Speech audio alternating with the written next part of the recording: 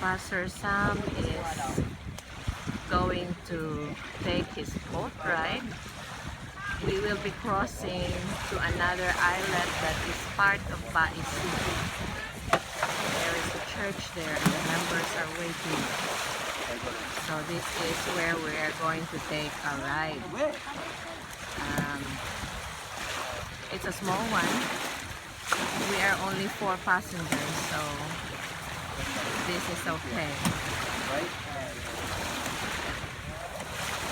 We're praying that it won't be difficult for Pastor Sam.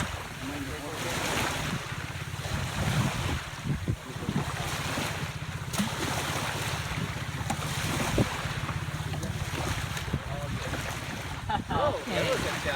No, you Heidi, you settle down now. I'll get in last. And we are with the pastor's son. He is the one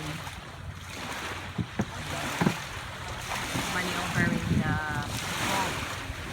And also, Pastor Joel, just reminding, will go with us.